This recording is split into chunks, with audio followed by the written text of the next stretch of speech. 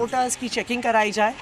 अगर ऐसा होता है तो ये फ्री एंड फेयर इलेक्शंस का उल्लंघन होगा। तो हम ये उम्मीद करते हैं कि इलेक्शन कमीशन इसका संज्ञान लेगा और इलेक्शन कमीशन ऐसी किसी भी साजिश को जरूर रोकेगा। मैम एलजी बोल रहे हैं कि ये तो झूठे आरोप है और जो आरोप लगाए हैं आम आदमी पार्टी ने, इस पर कार्रवाई वो करेंगे आगे।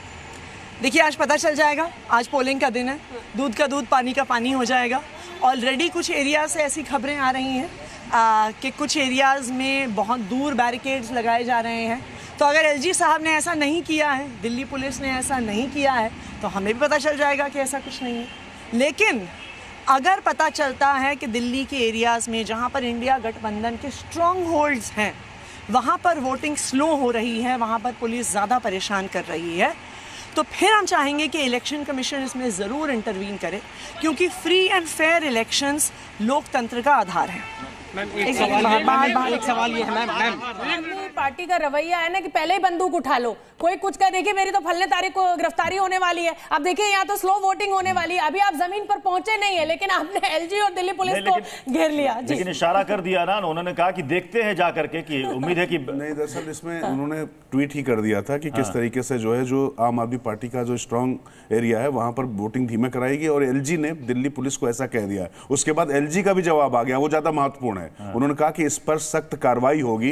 ये बार बार जो बातें कही जा रही हैं, ये डेमोक्रेसी में आप पूरी तरीके से उसको लोगों को गुमराह करने की कोशिश कर रहे हैं। इस तरीके के आरोप नहीं चलेंगे। लेकिन मुकेश जी एक बयान भी बड़ा दिलचस्प है इंडिया अलायंस का। पहले आपको याद होगा जब चुनाव की तारीखों का ऐलान नहीं हुआ था, उस वक्त कहा जा रहा था कि सब कुछ मशीनरी तो बीजेपी के अंडर में है, बीजेपी के मुंह से 500 पार भी निकलता तो वो सच हो जाता। आज की तारीख में इंडिया अलायंस के नेता ये बयान दे रहे हैं हम 300 पार, तो इस बार तो कम से कम ईवीएम पर ठिकरा नहीं ना फूटेगा। मान लिया कि फेयर इलेक्शन हो रहा है।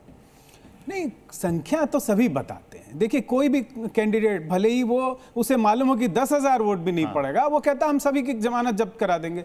तो दावा पहले इंडिया अलायंस कहते थे कि हम तो कहां, तो 500 पार बीजेपी ले आएगी, सब कुछ तो उन्हीं के कंट्रोल में। ठीक है, इस बात पे क्या कहा जा सकता है कि पहले अगर इंडिया अलायंस कहता था कि भाजपा जो भी दावा करती है वो आ जाता है, इस पे मैं क्या कह सकता हूं कि ठीक है, इसका जवाब तो 10 सेकंड में राजकिशोर जी की बात को थोड़ा सप्लीमेंट करना चाहता हूं। जो दोनों नेतृत्व की रैलियां सही नहीं हुई, मतलब दिल्ली में हुई नहीं, उसके पीछे का एक बहुत महत्वपूर्ण कारण है। गांधी परिवार अपनी आलोचनाओं को माफ कर देता है, भूलता नहीं है।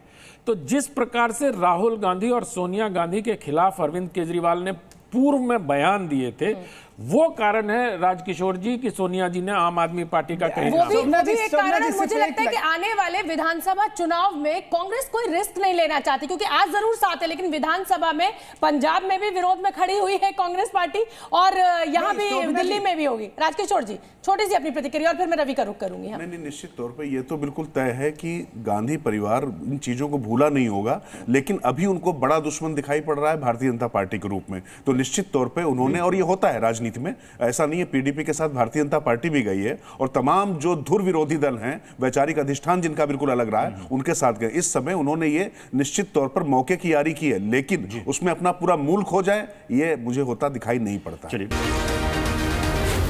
जी न्यूज़।